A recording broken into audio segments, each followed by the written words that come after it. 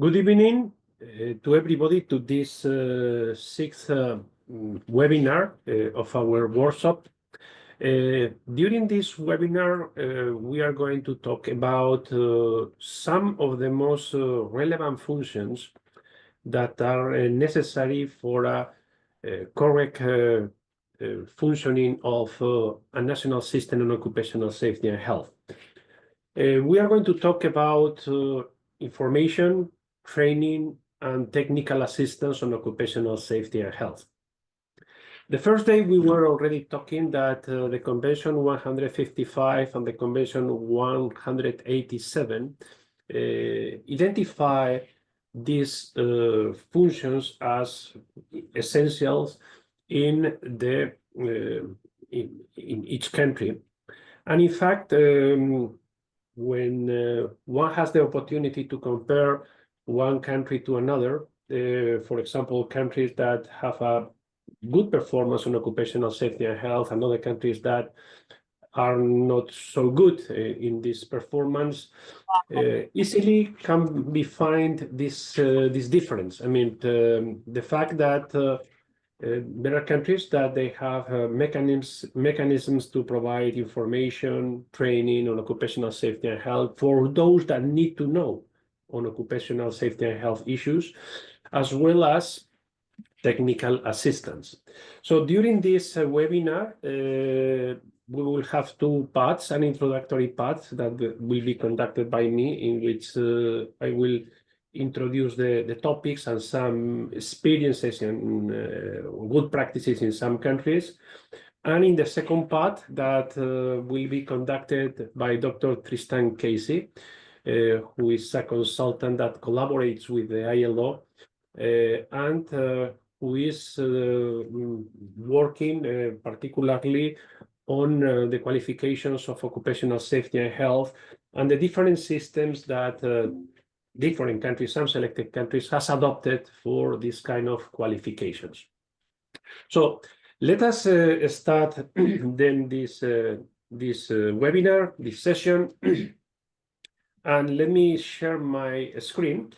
As in previous sessions, whenever you may have a question or a comment regarding what is said, don't hesitate to write it in the chat, or basically you can ask directly to me for this question, and I will reply to that. Okay.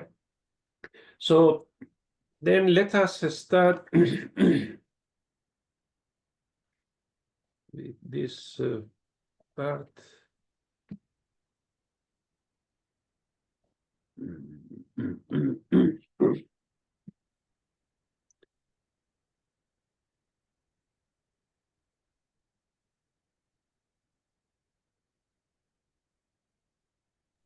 Okay.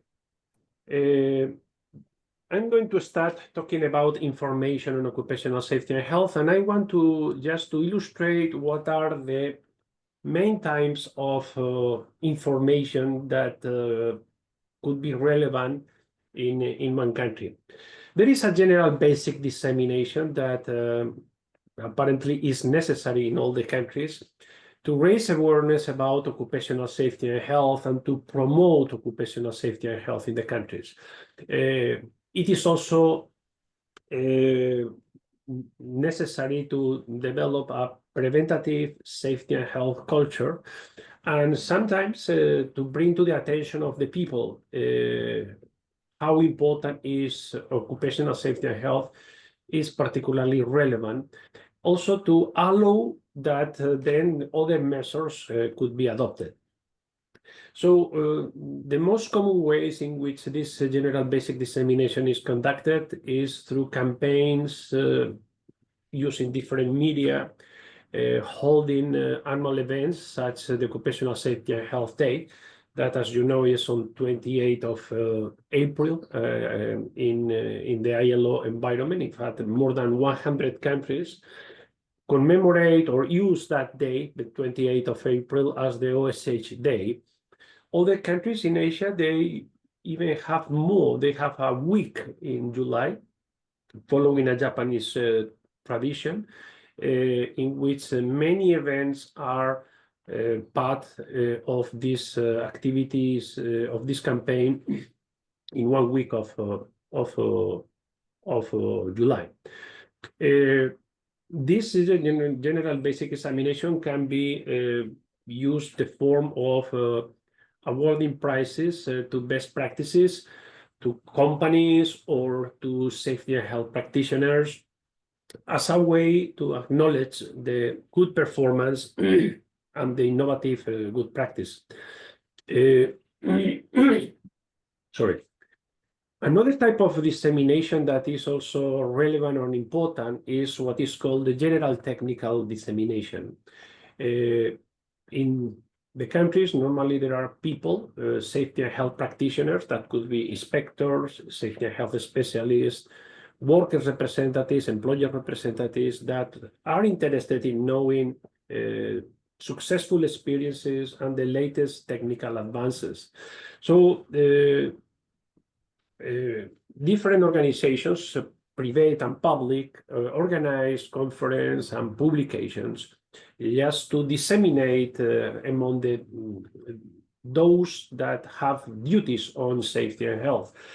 So ILO, for example, every 3 years organize a World Congress on Occupational Safety and Health. Last one took place 2 years ago in Sydney. Next one will take place probably in 2027. So there is this kind of events with this purpose, also organized at the national level. Different public authorities and also some other bodies, private bodies, organize or deliver some information on occupational safety and health. We call these modalities supply-driven information because basically different information centers create libraries using internet or create safety and health portals or create networks to provide information of different kinds. Could be videos, could be books, could be other types of information, basically to help those that have duties or have the interest on occupational safety and health on how to do some things. Basically, this supply-driven information means that are those in these companies or in those organizations the ones who decide the content of this type of information that should be of the interest of the users. Other modality that is also important, relevant, is what is called here demand-driven information. Sometimes the information that we make public in the internet or through books or through different channels are not specifically the one that is required by employers, by workers, by safety and health practitioners. So in some organizations, in some public bodies, they have created a system to pay attention to specific needs of all these safety and health practitioners through a telephone or a email systems, or they create groups in which they can chat different people to share information and share experiences. For example, there are some organizations in Italy or in Spain that reply to any question that is made on safety and health regulations or how to do something according to the safety and health law. In the National Institute of Occupational Safety and Health in Spain, for example, they have a system for which they reply to any questions in a maximum of 15 days. 95 of the questions made by telephone or by mail are replied in less than 2 days. But they have the commitment to reply any kind of questions regarding how to do something in accordance with the safety and health regulations. Some examples for on campaigns for general basic dissemination, for example, could be this campaign on dangerous substances that European Union countries undertake in the years 18 and 19. The campaigns has a duration of this particular one of 1 year time. And include a set of interventions, publications, etc. On the right side of this slide, you can see the different topics that every year the Agency of Occupational Safety and Health of the European Union prepare. And you can find materials of all these campaigns that has been undertaken over the years. And every year there is a new campaign on this in this regard. You can find also the set of activities that have been undertaken, information on what each country have decided to do, etc.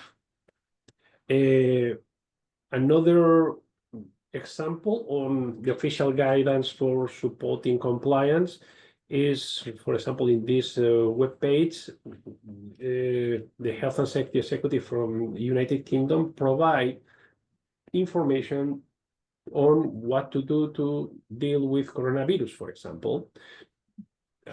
They have many pages providing guidance to the duty holders, mainly employers, but also workers, providing information, technical guidance, and guidance to comply with the safety and health regulations. Here you have another web page, another document, guidance on working from home for employers and employees. This is elaborated by the Health and Safety Authority, and this is one way in which they try to tell the people what you have to do in case you are working from home from the safety and health point of view. What are the practices that are in accordance with the safety and health regulations in this country? Other element that could be also relevant, for example, is some organizations, like, for example, in this case, again, Ireland, the Health and Safety Authority, has created a system to help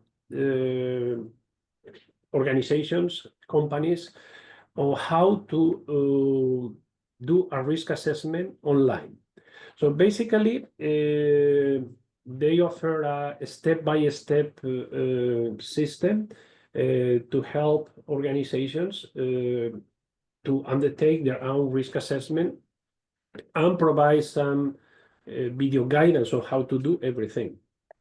So this is something that is offered by this Health and Safety Authority webpage from Ireland.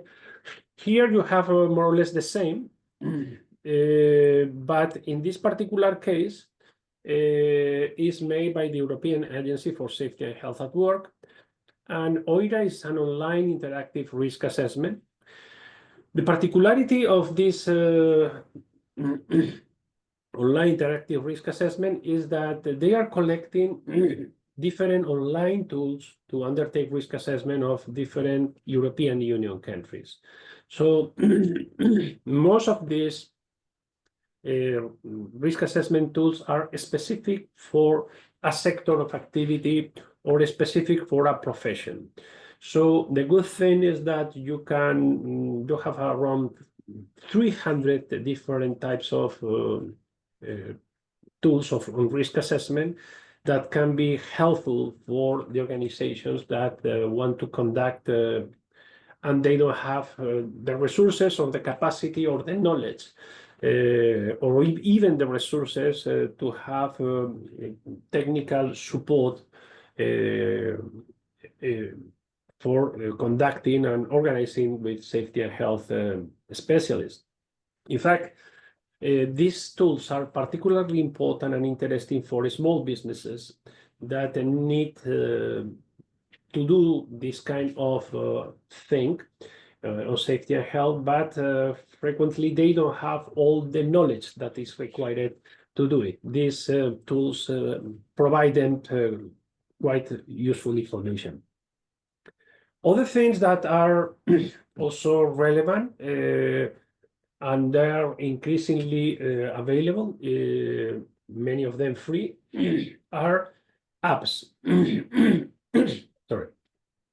For example, here you have the Occupational Safety and Health Administration of the United States and NIOS, the National Institute of Occupational Safety and Health. They have developed a set of apps, one on heat safety, another one is to measure noise using the smartphone, etc.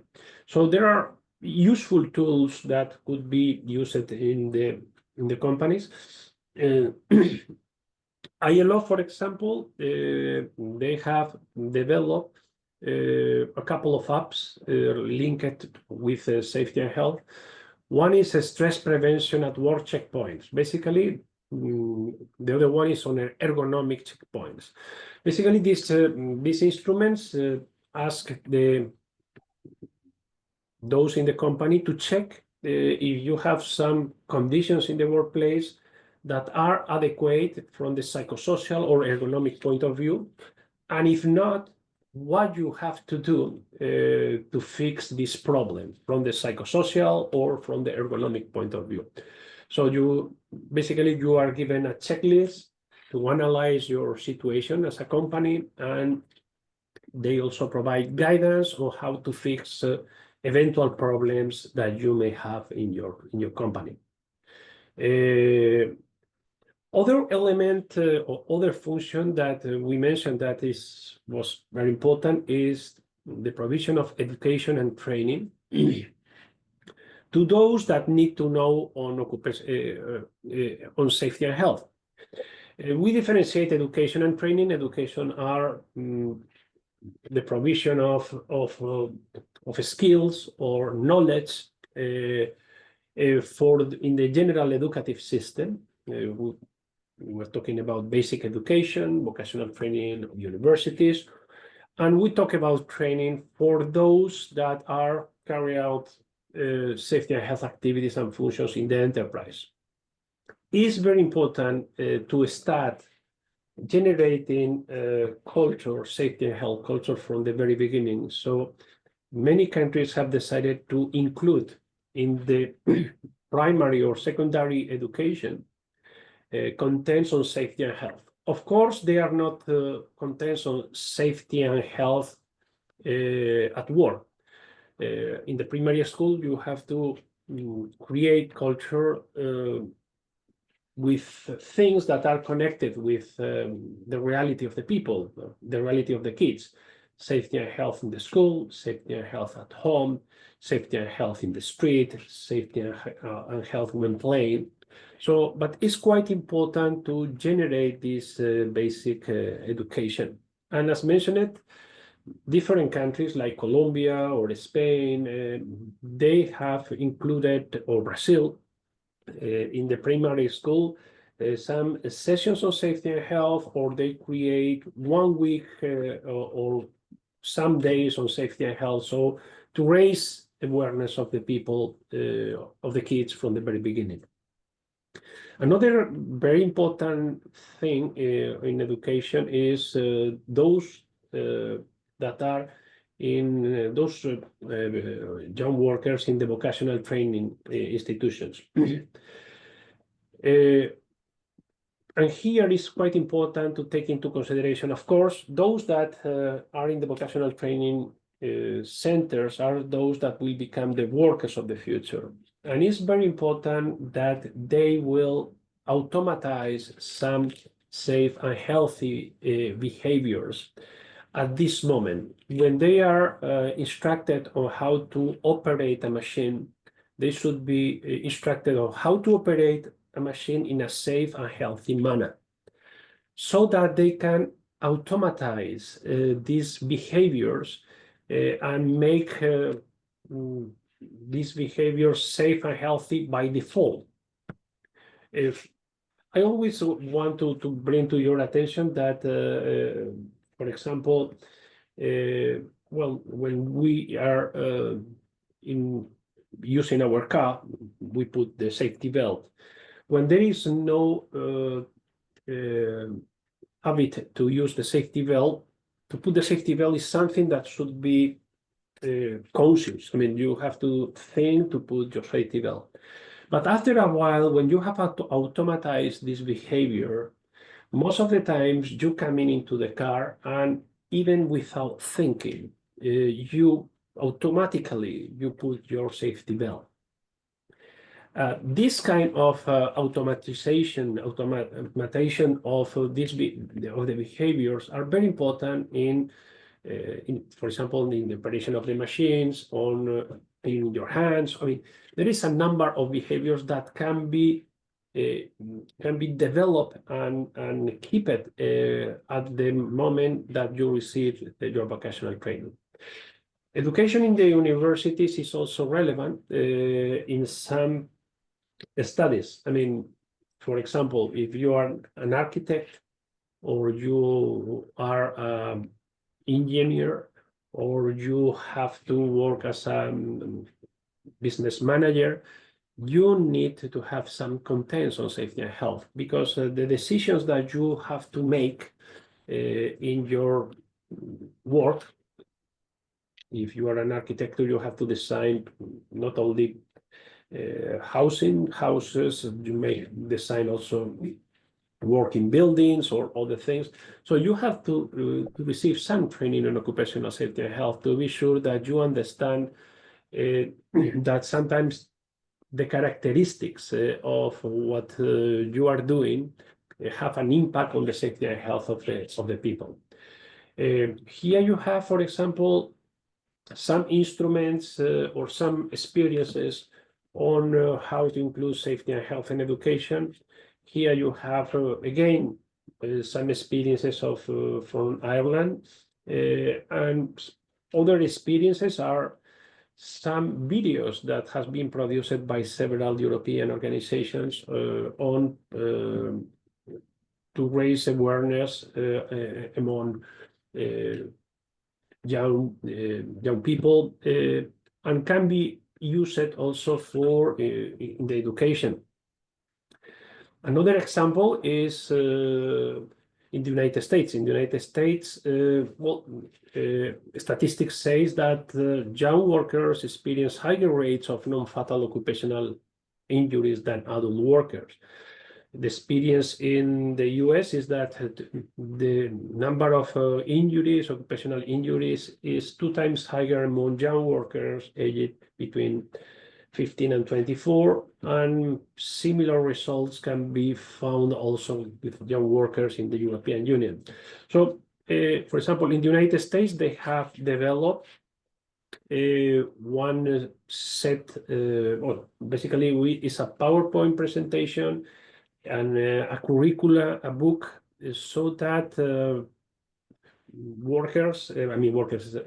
young people, when they are in the secondary school, in the United States and in other countries, it's very common that these young people at 15, 16 years old, they go to work during summertime or during holidays. So they have to receive some training on safety and health just to avoid these accidents. Here you can find in this webpage the PowerPoint presentations and the books used for the delivering of this training in the different US states. I have uploaded in the platform the one that is used in California, so you may have a clear idea about what are the way in which they operate. In addition of the education, there is another part that there are the specific training of workers, of course, of employers, or occupational safety and health inspectors, and occupational safety and health specialists, with different levels and specializations depending on the country. And Dr. Casey will talk more about this part. Let me talk about workers and employers. First, employers not in many countries is mandatory that employers should receive training on safety and health. But here in Italy, there is a law. The law says that everyone in a company, if it's a low level of risk, should receive a minimum of 8 hours of training.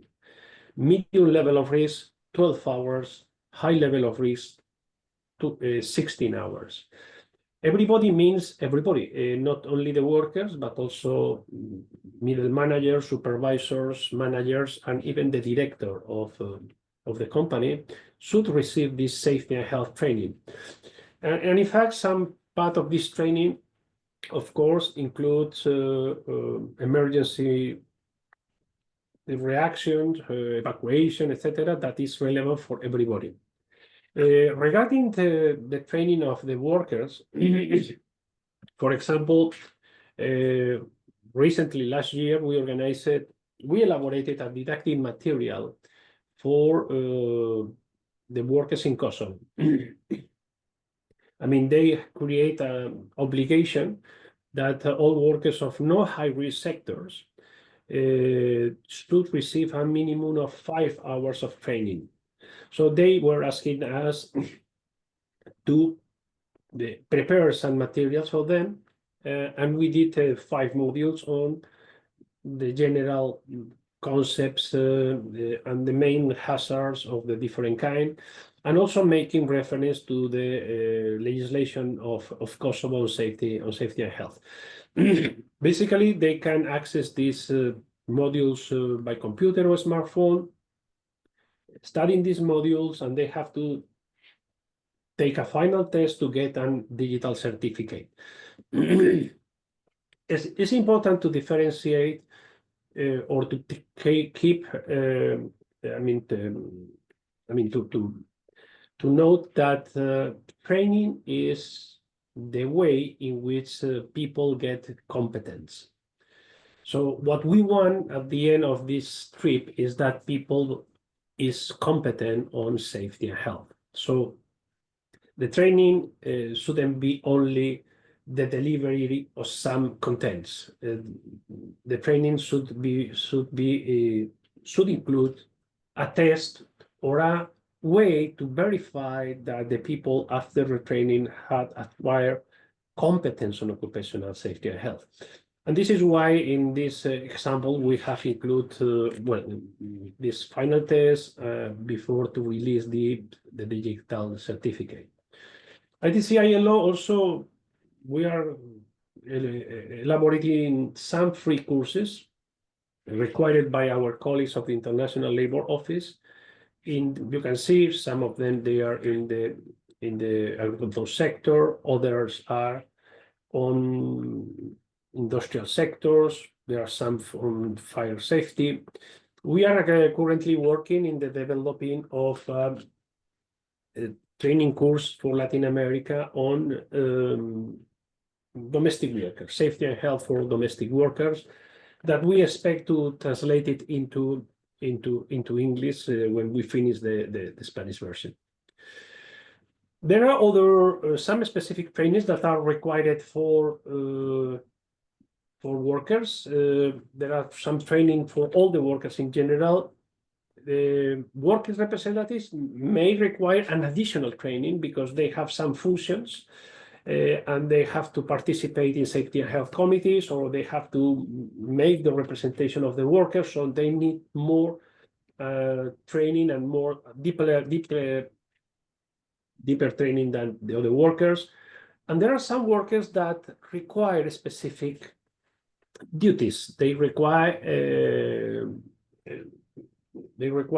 for example, those that manipulate cranes, forklifts, they need a specific training because they are quite dangerous machines that can cause occupational injuries, confined space entry, manual handling, hazardous substances, etc., or those that are in charge of first aid, of manipulate fire extinguishers, etc. So someone in the country should have this kind of training could deliver this kind of training for this type of people. Some case study from Singapore. Singapore has not, well, some many dangerous sectors, but for example, they have construction is very dangerous sector. So they train all the workers 4 hours on safety and health, and now they have linked this training and to the work permit. So some people in different countries, like in Bangladesh or India, where is the origin of these people coming to Singapore, they have to take this safety and health training elaborated by the OSH Training Center of the Ministry of Health, should get this certificate that they have received their training before getting a work permit to go into to work as a construction workers in Singapore. Let's talk briefly about technical support and services to the enterprises, why this could be necessary. Well, here you can see the number of people that are in Italy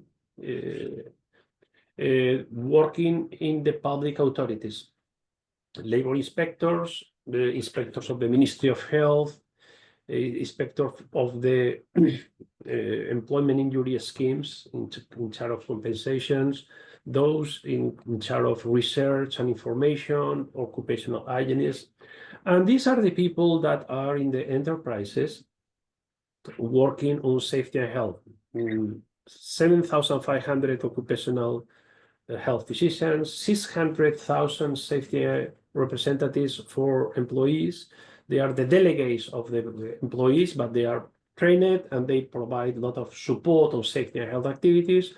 And 500,000 people that are enterprise safety managers. These enterprise safety managers in small businesses, they are not full-time people working on safety and health. They have other duties, but also they have this role. But in medium and large enterprises, these people are almost full-time working on safety and health.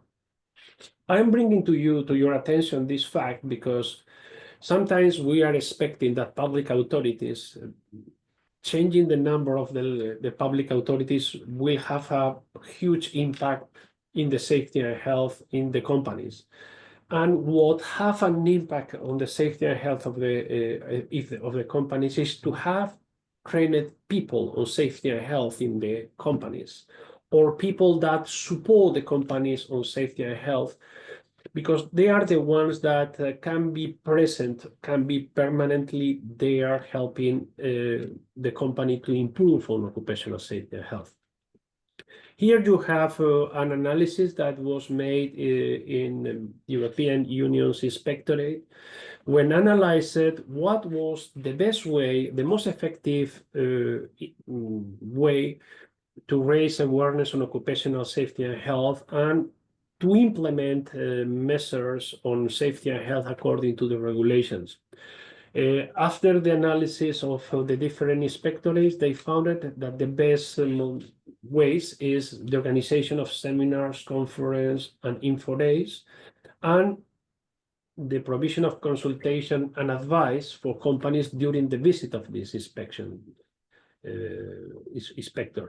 But you can see that other different ways also are quite effective, or so that there are different ways in which public authorities can reach companies to support them on occupational safety and health.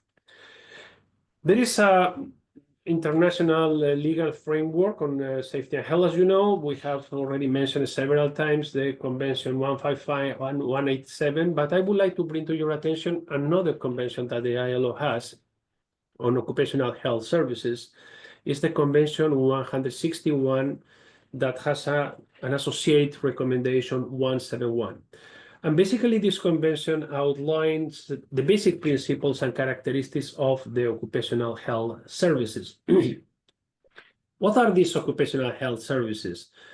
Preventive services responsible for advising employer, workers, and the representatives on how to develop and maintain a safety and health working environment, and also how to adapt the work to match the physical and mental capacities of the workers. This is set in the Article 1 of this convention.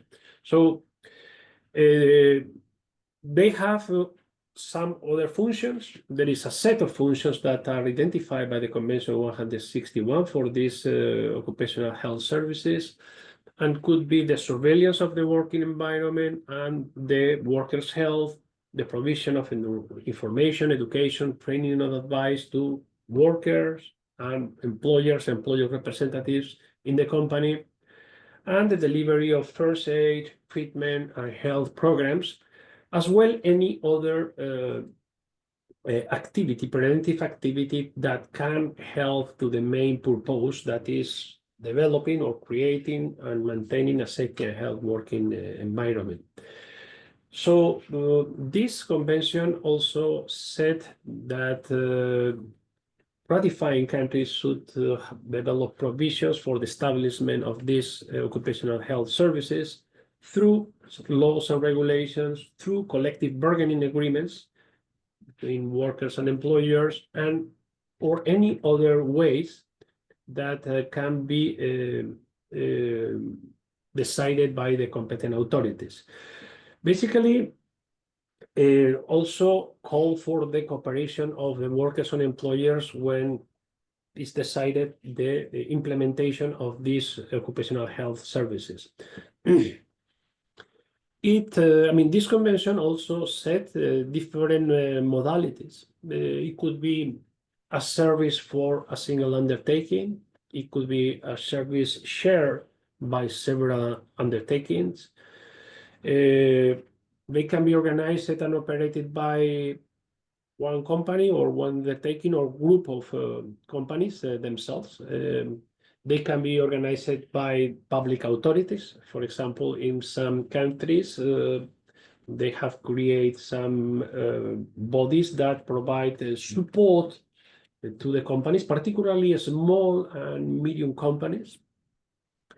In some countries, like, for example, Germany or Austria, they have social security institutions. Those institutions in charge of providing compensation and medical care to the workers in case of personal injuries and diseases also develop preventive and rehabilitation services, authorized private providers, and any combination of above. Here you have what are the conditions of operation of these services. Multidisciplinary means that it should include the different disciplines of safety and health, ergonomics, occupational health, occupational safety, etc. Full economic independence and protection against retaliation. You should set some elements in the regulations to avoid that these people cannot do their job without independence from workers and employers. Health surveillance free of charge for the workers and during working hours should be also in cooperation with other services in the undertaking. In some countries, occupational health services are only focused on medical issues, and there are other separate departments on occupational safety. For example, in Italy, there are two separate departments, one on occupational health, another on occupational safety. In other countries, occupational health services include everything. Workers have been informed of the relevant hazards of the company, should have the power to perform their functions, may have access to facilities and resources, adequate accreditations to ensure quality and credibility, should be in contact, cooperation and coordinations with other bodies and other occupational health services. For example, If you remember that during the COVID time, this was very important, very essential, these cooperations with the public authorities or other bodies. And they should be informed on any known or suspected factors that can affect the safety and health of the workers. Here you have an example on my home country, I mean, safe in Spain, in which you can see the different delegates, safety and health delegates that you have according to the number of workers, the obligation of the committee from 50 workers on, and the different modalities that the employer can choose when in terms of to provide or to have the different ways in which the employer can choose how to organize the safety and health in their company. For example, small companies, the employer can decide that he himself or herself is the person that takes care of the safety and health in the company. He can nominate a worker who, like the employer, should have a training on safety and health, or he can hire an external service. So in my country, in Spain, they have decided to give a lot of flexibility to the employer to decide if they prefer to have a person inside the company or contract a external service. External services, however, may have a limitation regarding how well they know what the company is doing on occupational safety and health. So they are good in helping the company in the process of identification of hazards and assessment. They are less effective in the monitoring and follow-up on how the control measures are applied in the company, because external services cannot be there all the time. So there are, in any case, even if you require an external services, you need someone inside the company that can have or can take duties on safety and health. The role of the public authority on technical support services should be ensuring that safety and health specialists are available in sufficient quantity and quality to provide enterprises with the guidance and technical assistance that they need. So should define clear regulatory requirements on safety and health advisory services. There are some countries that they are not so directive in this regard. For example, some countries like UK, they say, okay, companies need to hire a competent person, but the competent person is not clearly defined by the regulations. But there are several countries with this type of approach. Another thing that public authorities should take into consideration is to develop enough training capacity for OSH specialists according to the needs of the country. If you are requiring medium and big companies to have a safety and health specialist, your country should have the capacity to generate these numbers of OSH specialists.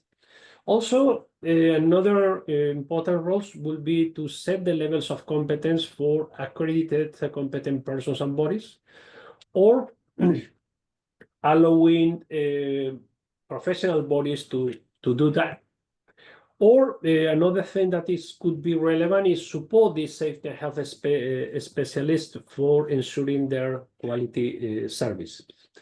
I will interrupt my session here just to ask you for if you have any question or any comment, because I am reaching the time in which I have to have this break. The presentation have all the contents there that you can see some examples of some countries, but I wanted to know if you have any question or any comment in this regard.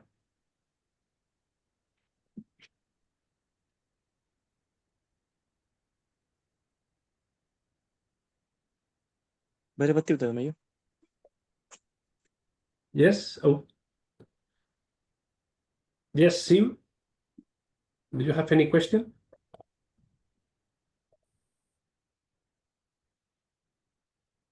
Okay. Well, if you don't have any questions, let us continue with the following presentation. And I would like to invite Mr. Tristan Casey to deliver his presentation. As mentioned to you, Dr. Tristan Casey is one collaborator of the ILO.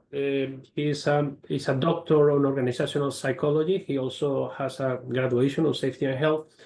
He has been, he's a consultant. He has been collaborating with the ILO, particularly on the qualifications of the occupational safety and health practitioners in the different countries, and is analyzing and continues, is still analyzing different experiences of different countries, and is producing a publication on that for the ILO. So I would like to thank Tristan for being with us in this webinar, and I would like just to invite him to share their experience on this event. Wonderful. No, thank you very much, Felix. I appreciate the opportunity to share the research results and to provide some information to your colleagues about international OSH practices, particularly in qualifications and education of OSH professionals. So let me just share my screen for you now, and we should be able to get started with our presentation. Felix, just wanted to confirm you can see the screen okay? It's okay. It's very okay. Good. Okay, so to give some context to this presentation for everyone joining online, as Felix mentioned, I have been working with the ILO for a number of years now, and the research program that we've been implementing has progressed, it's matured.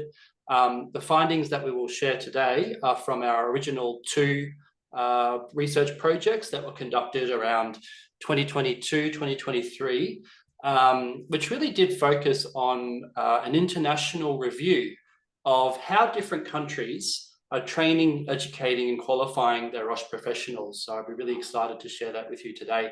Hopefully it'll give you some insight and inspiration for your own local practices, and advice you can share with your ministries and governments internally. So to give you some clarity on what we'll be discussing today, firstly, a bit of background to help you understand the research scope, aim, what we set out to achieve. The main part of today's presentation will be the key findings. What did we find from our research activities, which were quite comprehensive?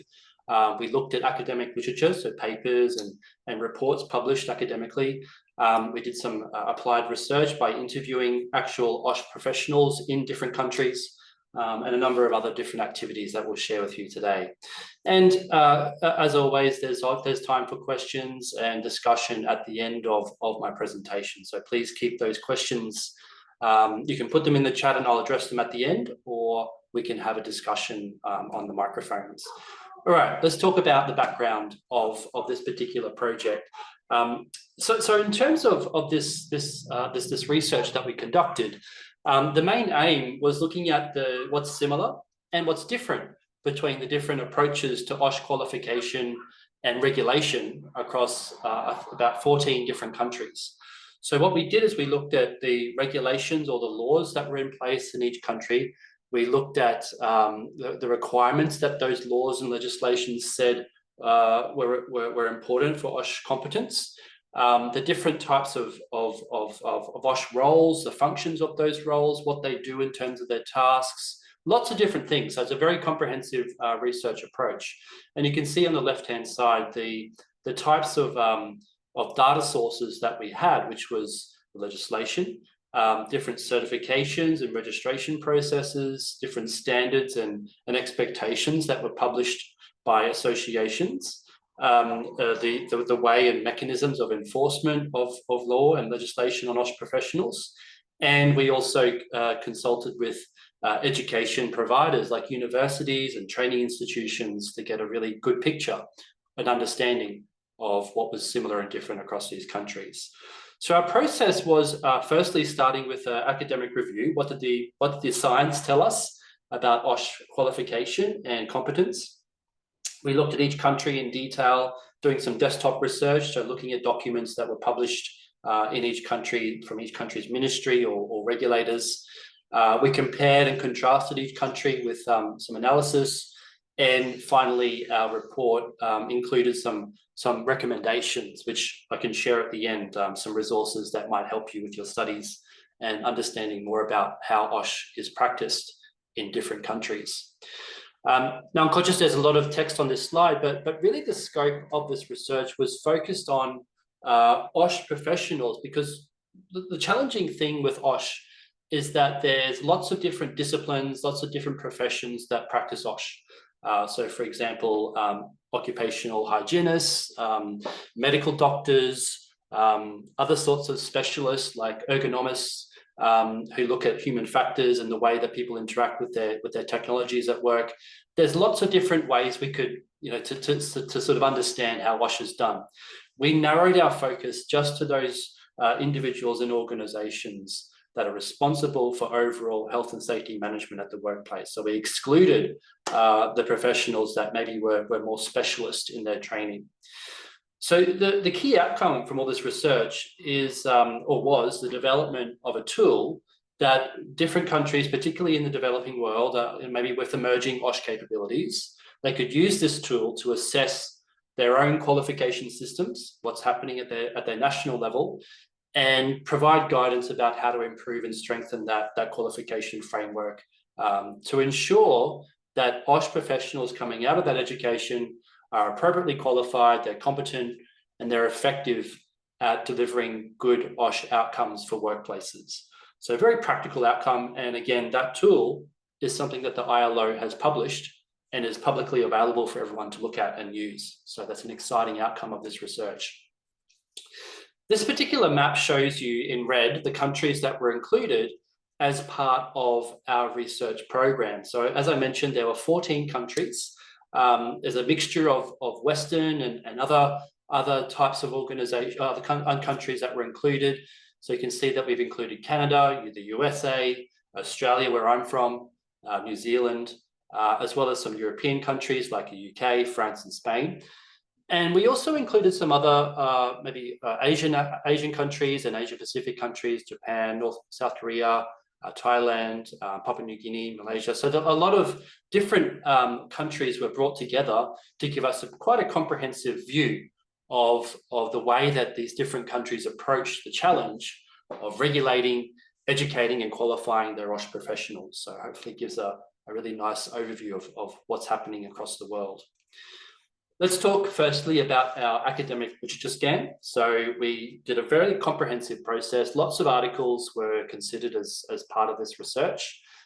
We manually reviewed each article in detail, and a total of 43 really relevant, very applicable articles were included in our background research. So I won't talk about this too much. It's a bit of background from the literature side of things, but the key point is we had a very broad scope. We narrowed that down to the most relevant research and included that as part of our process moving forward. The other aspect was a desktop research process. So what we did is we had some focus areas, some questions that we wanted answered for each country in terms of the regulation of OSH professionals. What was the design of the regulation? What was the nature of that regulation? What sort of things were included? What was excluded? What was the training and continuing professional development requirements for OSH professionals in each country? Thirdly, any standards of practice, and mainly this was drawn from associations and other OSH professional bodies that would provide guidance about what was considered effective and ethical OSH practice in workplaces. And lastly, what did employers and OSH professionals themselves state was important for their role? So the role title they had, the expectations that employers have on their professionals to perform, and just the nature of the tasks and duties that each OSH professional said they perform in their workplaces. So each consultant within the countries that were included collected that data, interpreted it, and then I collated that and developed the final report. The last part of the data collection was some interviews. So we actually engaged with different stakeholders to get a really complete, full picture of how OSH is managed at a country level. So regulators, government personnel, we talk to them. We talk to academics as well, OSH-specific research experts to understand the emerging themes and trends that are coming out from where the OSH profession is headed, and the industry as well, professional associations, practitioners, and consultants. So again, quite a detailed approach to understanding the process. Right, so that's the background out of the way. That's part one. Let's shift our focus now to the findings, the really important stuff that you're most interested to know about. What did we find as a result of this research project that can help you, in your particular countries and with your own professional practice? 5 key insights came out of the academic literature, which I'll expand and explain a little bit more as we go through our presentation today. The first thing is one around the growing professionalization of OSH. So this is really interesting because occupational safety and health is not really recognized formally as a profession. And what I mean by that is that anyone can say, I'm an occupational health and safety professional.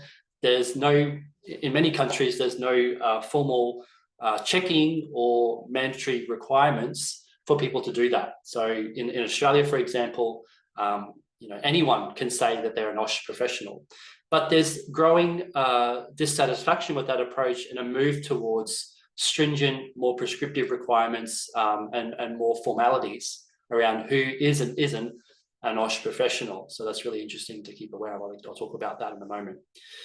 The second key theme was that there's lots of different influences. There's some complexity around the forces that shape the OSH professional. So the national culture, the country culture, things like power distance or hierarchy, preferences for uncertainty and ambiguity, all these things that we know make us different and special and unique in our countries also have an effect on the way that OSH is practiced.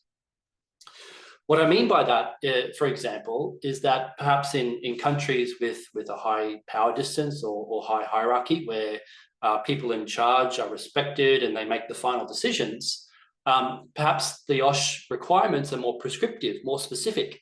There's more specific expectations on OSH professionals to do certain things in those workplaces, versus countries where there's maybe less power distance or less hierarchy. OSH professionals have a more open or broader role and maybe more influence in the organization. So again, we'll talk about the complexity of that in a moment. The third theme was the discovery that the OSH profession has gone through an evolution. And what I mean by that is the identity, the professional identity, the tasks that they perform, the whole concept of what it means to be an OSH professional has changed over time. We started our journey as inspectors, we moved into technician roles, officers, and now internal consultants. Again, we'll discuss that interesting theme in a moment. The next theme or key finding was there's different types of regulation around OSH professionals, but there's no ideal standard, there's no best practice that every country should adopt. I think the different forms of regulation, whether they be prescriptive or flexible, very specific, very rule-oriented versus maybe more ambiguous, more open to interpretation, just reflects the different countries and their national culture, the types of industries they have, and the expectations of OSH professionals in those environments. So there's no right answer when it comes to OSH regulation. They have benefits, they have drawbacks, and it's up to each country to figure out the best way for them that works. The next theme, Western countries recommend a little bit more prescription around OSH professionals. That's because in Australia, New Zealand, at the moment, we have very open regulation on OSH. It's what's called principle-based regulation, where there's less specificity, there's less instruction about what employers are expected to do to maintain their OSH standards. It's up to the organizations, to the companies, to work out the best way to comply, based upon their resources, their personnel, and their work tasks. So what we're seeing is that in Western countries like Australia, we need more. We need more guidance. We need more prescription around who's competent and what sorts of OSH skills should professionals have. And lastly, there's a complex relationship between regulators, industry, and academia, universities, for example. They each influence each other. So universities produce innovations and ideas about what OSH means. Regulators develop laws and enforce those. And industry invents new technologies, which creates new hazards, new risks, new challenges for OSH professionals to navigate. So they all influence each other, and the OSH professional is in the middle of all that. Now, let's unpack each one of those themes in a bit more detail so you can learn and understand what this research revealed to us. So OSH professionals, they're a very broad category of people in workplaces. They include what we call generalists, and what we mean by that is general OSH professionals that can do a wide range of things. They have a broad knowledge set, a broad skill set, and they can accomplish many different tasks in workplaces. The other end of the spectrum for OSH professionals is niche or specialists, so occupational physicians, organizational psychologists like myself. You know, we sort of see this blend of maybe a generalist OSH professional that does a lot of things versus a specialist OSH professional that has a narrower, more technical and deeper knowledge of specific topics. So like safety leadership or culture or specific hazards and hygiene areas. So that's the first sort of finding here.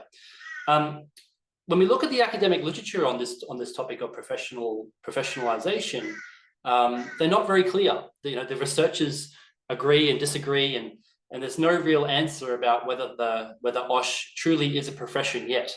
But regardless of that, different countries around the world are starting to move towards OSH being a protected, registered, sort of highly regulated profession that we need to ensure a certain level of competence and standards.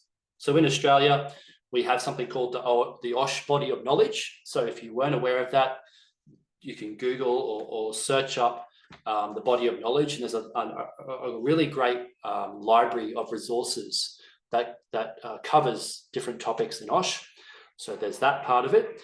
UK has IOSH, as you might be aware, world-class professional association, very sophisticated, lots of members, and that shows the role of OSH associations in helping to ensure the competence and capability of professionals in the workplace. So they certify, they evaluate, they make sure that OSH professionals coming out of their studies are capable and competent. In New Zealand, there's a very strong way of managing OSH messaging and communication. So there's a network of associations, different sorts of professional bodies that have been set up in New Zealand that all coordinate and talk about the need for stronger focus on OSH competence. So they have a very different approach to that, which is more awareness and influencing through communication. Singapore, very interesting case here, where they have a very sophisticated, very well-developed professional development program for OSH professionals and certification program. So if you're an OSH professional in Singapore, the government or the ministry there provides lots of training. They ensure competence, they maintain a register of certified professionals. And so it's a very, very strong focus on maintaining that competence of OSH professionals over time. A really interesting finding from our research is that there was no country at all had any formal guidelines on ethical practice in the OSH profession. So we've got all this great stuff around certification, we've got awareness campaigns and messaging, we've got continuous professional development, but no one's saying anything about ethical standards and professional practice of OSH people in organizations, which is very interesting. As you might be aware, ethics and safety and OSH go very much hand in hand. OSH professionals are often exposed to situations that can be ethically challenging. So the more support we can give them in deciding and working through those situations, the better their performance will be. Let's move to the next theme. So the complex influences on the OSH profession. So society, the governments, the profession itself, and industry all work together to influence how OSH is done and the identity of OSH professionals in industry. So from the societal level, large-scale disasters, they shape public opinion, they bring awareness to OSH generally, and they help shape maybe the recruitment of OSH professionals into that industry. In Australia, for example, we had a large unfortunate disaster in a theme park, and that shaped public opinion about OSH and in a positive way, made it more important, made it more relevant, and hopefully resulted in more people choosing to take OSH as a career path. So society itself shapes the OSH profession. The second is the government. So governments, of course, design laws around OSH. They regulate it, they enforce it, they look for compliance. And interestingly, at least in Australia and other Western countries, depending upon which political party is in power, we see different responses and levels of support for OSH generally across industry. So this has to be taken into account too, as the government that's in charge, and their emphasis or their support and resourcing for OSH. The third level is the profession itself. So associations like IOSH, INSPO, others that might operate at a national level, maybe in your own countries, are all supporting this growing recognition of OSH as a profession, and they help to design and implement education and qualification opportunities. So they work with universities, they work with training organizations. They might provide their own certification programs to help OSH professionals gain employment and show that they're competent in their skill sets. And then lastly, industry itself. What we find with industry is that maybe the larger organizations, the multinational organizations, of course, have more resources. They have more training opportunities for their OSH professionals.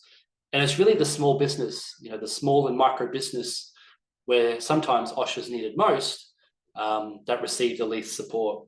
So we have to be mindful of that when we're designing our qualification and training frameworks.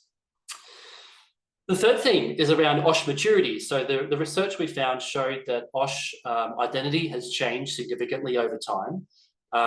When the first OSH professionals were recruited and trained, it really was a government-driven initiative. So we could think about the identity of an OSH professional being more an inspector, someone who would come in and check compliance, make sure that companies were doing what's required, and issue penalties, to organizations if that was not the case. The next stage of evolution was an engineering approach. So OSH benefited from a lot of physical sciences, engineering, looking to develop technical competence in how to reduce the risk of hazards. So OSH in that era or that time period was more focused on how do we contribute technical knowledge to solve and prevent harm in workplaces. Very much called on as an expert to help solve problems. The third development was, perhaps more recent, and this is where OSH shifted from being a technical discipline to being more about, influencing business decision making. So we saw the first skill sets required from OSH professionals, where it was about persuasion, building business cases, starting to help company owners and employers to make better, more risk-informed decisions. And the most recent development is OSH being more about a consulting role. So rather than necessarily having all the technical answers, we see OSH generalists leveraging maybe specialist resources like psychologists or ergonomists or occupational physicians, and helping OSH to deliver business value. How can we provide our OSH professionals with more interpersonal skill sets, leadership skill sets, communication skills, enabling them to be more effective at navigating the complex politics that happen in workplaces. The next finding I wanted to touch on is the different approaches to OSH regulation and how that influences the way that we educate and train our people. You can see here in the table that there's 3 main approaches to regulation across the countries we investigated. There's a prescriptive approach, a mixed approach, and a flexible approach. When we talk about prescriptive approach, what we mean is the OSH laws and regulations and legislation in that country are very detailed, very technical, lots of detail about what companies should and shouldn't do, and that provides, I guess, greater certainty to employers about what they should be focused on. The mixed approach is a balance between prescription and maybe flexibility, so it's more of an integration of those 2 approaches. And the flexible approach, which is dominant in countries like Australia and New Zealand, gives the most flexibility and control to the employers, but maybe less so around the technical requirements. Sorry, I thought that was a question, but someone just came off mute there. I guess in summary of this slide here, what it's saying is that there's no one answer that's correct or right. There's strengths, there's weaknesses, there's different opportunities to be had from the various ways that OSH is regulated and enforced in different countries.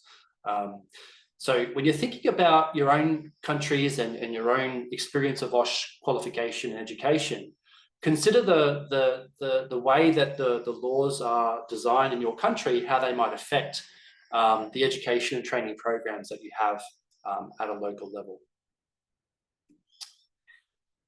So do we think that more prescription is required? Well, some countries are saying yes, that there's too much flexibility, there's too much uncertainty for how we educate and train our professionals.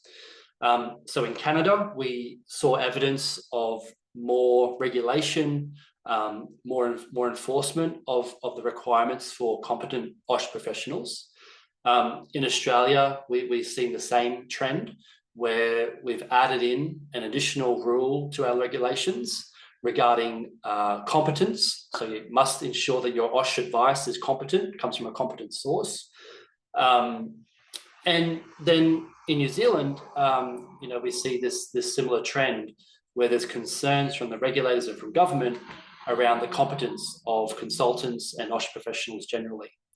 So what I'm trying to say is that the countries that we investigated, there is a movement towards more details and more requirements on what makes an OSH professional competent and skilled in their practice.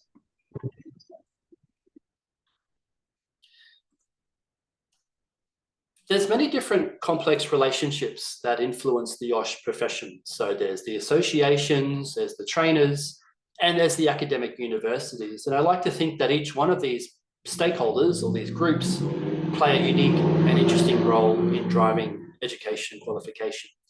So our associations, their agenda is to make OSH a profession. They have membership programs, they have certification, they have ethical codes of practice, and they have bodies of knowledge, resources that OSH professionals can use to help build their capabilities and ensure consistency in how they practice. So all these things together are creating an OSH profession, a protected, respected set of people across the world that do OSH in a consistent, effective way.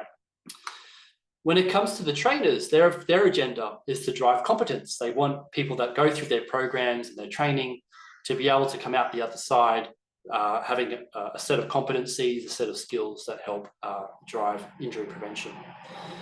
And lastly, universities play a unique role because we're finding that in the university sector, with their focus on research, they're driving innovation. They're pushing the OSH profession forward into new spaces. So how does the OSH profession use artificial intelligence? How do they deal with hazards that like nanotechnology and psychosocial risks in organizations?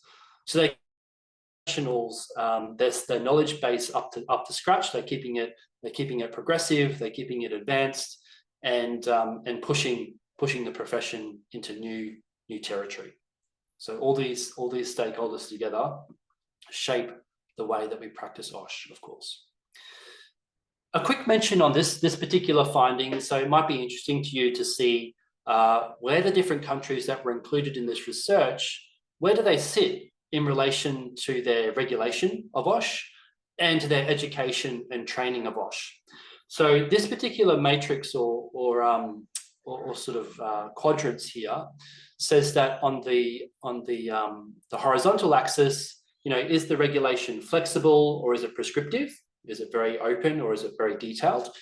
And on the vertical axis, is the education decentralized or is it centralized? And what we mean by that is the government sort of taking ownership over education and training of OSH, or are they leaving it to industry and professional bodies to do that for them? To quickly compare and contrast, there's maybe 4 key approaches that we saw across the world.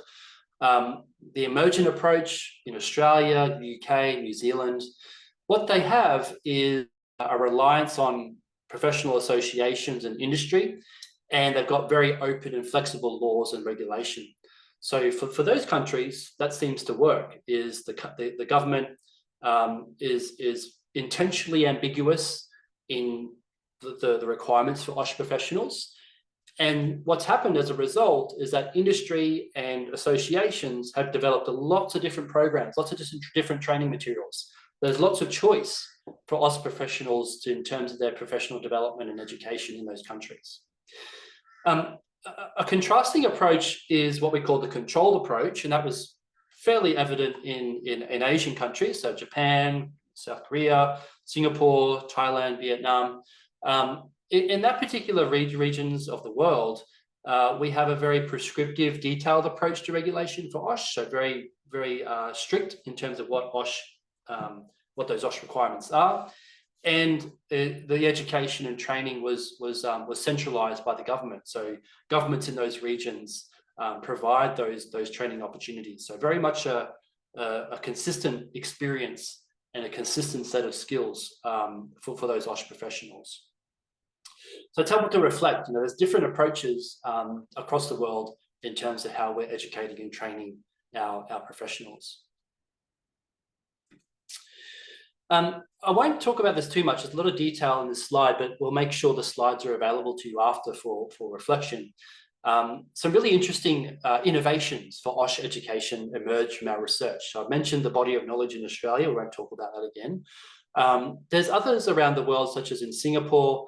There's a very comprehensive skills framework. So if you're ever looking for guidance around competencies, knowledge, skill sets, even help to design a job description for an OSH professional, have a look at Singapore's government there, and they'll provide you with some really interesting resources. Another one to mention is in Canada, the Canadian Centre for Occupational Health and Safety. It's perhaps like a research-backed institution. So you can visit their website and benefit from a lot of different ideas and resources provided by the government, funded by the government there around training and continuous development. So again, there's a whole host of different resources and support mechanisms that are available for OSH professionals around the world. Coming now to the end of the presentation, to sort of summarize and provide you with an opportunity to reflect. If you are involved in building an OSH qualification and education framework in your country, I think there's 4 key steps to take. The first is to really understand the national context in your country. And what we mean by that is, what are the major industries that you have? What might be the cultural influences in your country that make that influence safety, health and safety? What are some of the expected enrollments and recruitment challenges you might have for OSH professionals more broadly? So step 1, really understand how OSH functions and operates in your region. The second is to understand the OSH context. What are some of the needs that are specific to your country or your region that would help shape the types of education and training that OSH professionals will need? For example, you may have a very heavy focus in certain industries which have certain hazards and risks that OSH professionals need to be across and competent at managing. So understand that OSH context as well. The third is map your regulatory framework. That sets the scene for the types of education and training your professionals will need. So if you're in a region or a country that's very prescriptive, very detailed, often that regulation will tell you what's the minimum knowledge and skill requirements that your OSH professionals will need. And of course, that then flows into the types of training and education courses that you need to develop. And then lastly, taking all this into account, what are the critical OSH competencies that your people will need in your country to be able to be successful and effective in delivering health and safety outcomes? This framework, this model, is incorporated into some resources that I would recommend you have a look at if you are interested to learn more about this research or wanted a practical tool and guide about how to improve or develop an OSH qualification framework in your country. So these two publications are great that the ILO has published on our behalf. It covers all the findings that we've talked about in today's presentation very briefly, but it also gives you some guidance and a tool, an assessment tool, which has been used in other countries like Madagascar and others around the world to help them assess where their OSH qualification's at and what can be done differently to improve that capability.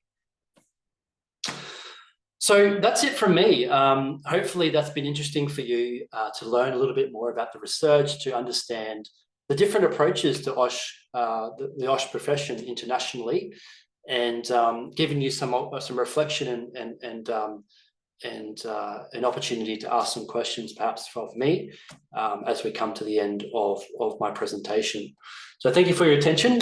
Felix, would you like to facilitate some question and answer, or I'm happy to do whatever's comfortable for you there. Thank you very much, Tristan, for sharing your knowledge and your experience and the activities that you are performing on this regard.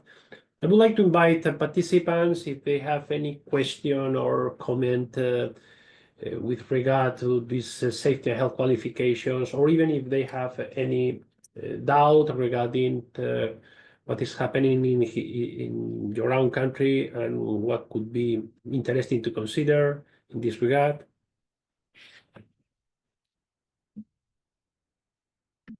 Just for your information, the two books that Tristan mentioned at the end has been uploaded in the virtual platform. So you have already access to this test, to the contents of these two books. So where, as he mentioned it, you can have a expanded explanation of everything he was mentioning.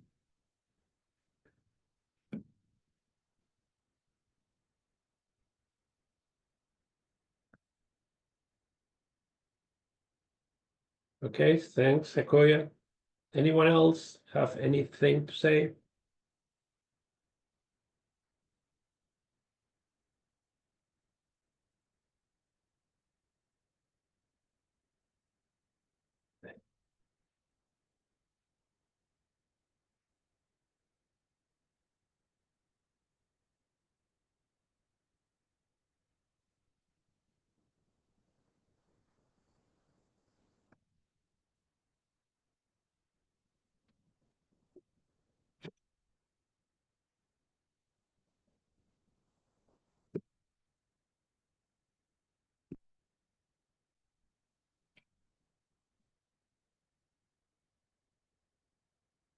Okay, if you don't have any question or comment, thanks. Thank you very much to all of you for your presence here, your participation, and thanks, Dr. Casey, for his presentation.